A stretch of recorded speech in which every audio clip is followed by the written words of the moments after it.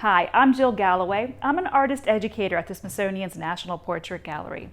In today's Drawn to Figures lesson, we're talking about flesh tones, and specifically, we're looking at some artists who are taking some untraditional approaches in mixing flesh tones.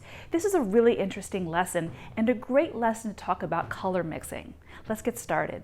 This is art in the style of realism, meaning it's showing things in a realistic way.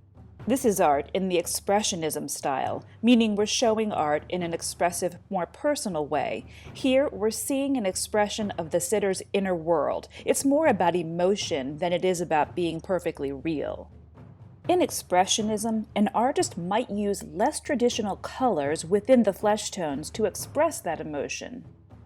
This is the art of Vasquez. He's an internationally collected artist who's shown with a portrait gallery twice. This piece was recently chosen to be part of the Outwin-Buchiver portrait competition. Notice what he's doing with his flesh tones. There's a kaleidoscope of colors in his mixtures. Look at how the variety of colors breathes an energy into the art.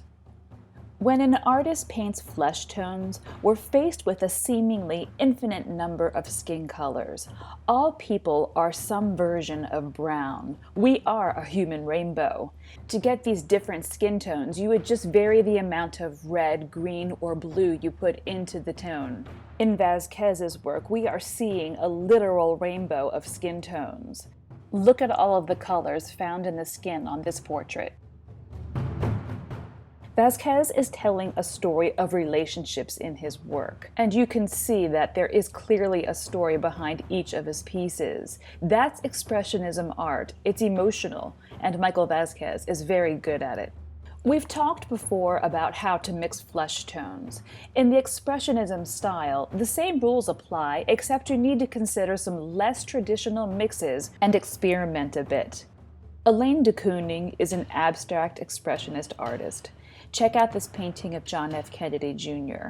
Like Vasquez's work, you can easily imagine her painting this piece. It's a very active process. Notice the big brush strokes.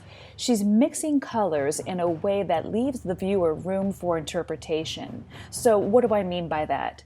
Look at his shirt. What color is the shirt? It's clearly a white shirt, but I can guarantee you there's no pure white paint on that white shirt.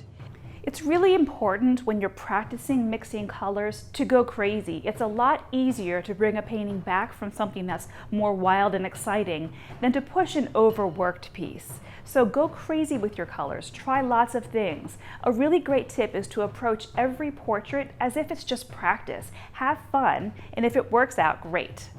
Okay, thanks again for joining me. I would love to see the artwork you came up with today. If you wouldn't mind posting your results on social media.